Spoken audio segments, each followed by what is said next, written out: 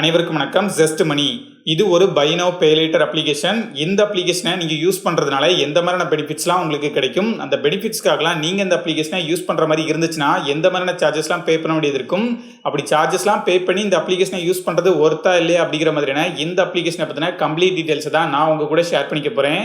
அந்த வகையில் இந்த அப்ளிகேஷனில் இருக்கக்கூடிய பெனிஃபிட்ஸை பற்றி பார்த்தோம்னா, இந்த அப்ளிகேஷனோட பை நவ் பே லேட்டர் ஆப்ஷனை நீங்கள் எனேபிள் பண்ணுறதுக்காக எந்த ஒரு ஜாயினிங் ஃபீயும் பே பண்ண தேவையில்ல. நீங்கள் ஃப்ரீயாகவே ஜாயின் பண்ணிக்க முடியும். நீங்கள் அப்படி ஜாயின் பண்ண ட்ரை பண்ணும்போது உங்களுக்கு எலிஜிபிலிட்டி இருந்துச்சுன்னா 2 லட்சம் வரைக்குமான கிரெடிட் லிமிட்டை உங்களுக்கு கொடுக்குறதா சொல்லியிருக்காங்க. அப்படி இவங்க கொடுக்கக்கூடிய கிரெடிட் லிமிட்டை யூஸ் பண்ணி இவங்க கூட பார்ட்னர்ஷிப்பில் இருக்கக்கூடிய 10,000 ஆன்லைன் ஷாப்பிங் பிளாட்ஃபார்ம் அப்புறம் 75,000 ஆஃப்லைன் ஸ்டோர்லையும் உங்களால் ஒரு ப்ராடக்ட்டை செஸ்ட் மணியை யூஸ் பண்ணி பர்ச்சேஸ் பண்ணிக்க முடியும். நீங்கள் அப்படி ஒரு ப்ராடக்ட்டை இஎம்ஐல வாங்கும்போது 0% இன்ட்ரெஸ்ட்டில் உங்களால் வாங்கிக்க முடியும்னு சொல்கிறாங்க.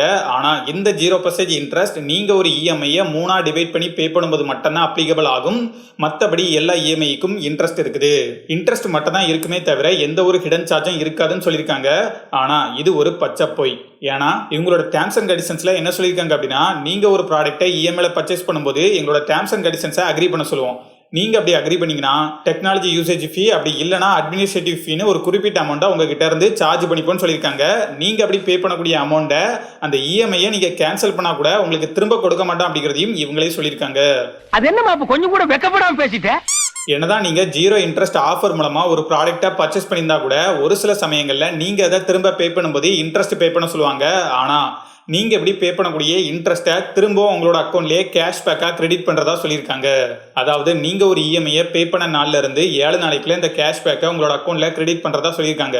அப்படி கிரெடிட் பண்ணுறாங்களா அப்படின்னு சொல்லி கேட்டிங்கன்னா, நிறைய பேருக்கு கிரெடிட் ஆயிருக்கு அப்படின்னு சொல்லியிருக்காங்க. ஆனால் ஒரு சில பேருக்கு இன்னுமே கிரெடிட் ஆகலை அப்படின்னு சொல்லி ரிவ்யூஸில் மென்ஷன் பண்ணியிருக்காங்க. அப்புறம் இவங்க கொடுக்கக்கூடிய 0% இன்ட்ரெஸ்ட் ஆஃபரில் இன்ட்ரெஸ்ட் மட்டும் தான் கிடையாதே தவிர ப்ராசஸிங் ஃபீலாம் இருக்குது. இது என்னப்பா கொடுமையாக இருக்குது, ப்ராசஸிங் ஃபீ தான் எல்லா ஆப்லேயும் வாங்குறது தானே அப்படின்னு சொல்லி கேட்டிங்கன்னா, இந்த ப்ராசஸிங் ஃபீ இன்ட்ரெஸ்ட்டை விட அதிகமாக இருக்குது. சப்போஸ் நீங்கள் ஒரு இஎம்ஐயை டியூ டேட்டுக்கு முன்னால் பே பண்ணல அப்படின்னா இவங்க உங்களுக்கு லேட் ஃபீ போடுவாங்க. அந்த லேட் ஃபீயாக 250 ரூபா பெர் இஎம்ஐக்கு சார்ஜ் பண்ணிப்போன்னு சொல்லியிருக்காங்க. இதை சொல்லிட்டு திரும்ப நோ ஹிடன் சார்ஜின்னு சொல்கிறது தான் எனக்கு ரொம்ப பயமாக இருக்குது. ஏன்னா என்னதான் நீங்கள் செஸ்ட் மணி மூலமாக இஎம்ஐக்கு அப்ளை பண்ணாலும் செஸ்ட் மணி உங்களுக்கு அமௌண்ட் கொடுக்க போகிறதில்ல. இவங்களோட லெண்டிங் பார்ட்னர்ஸ் தான் உங்களுக்கு அமௌண்ட் கொடுக்குறாங்க.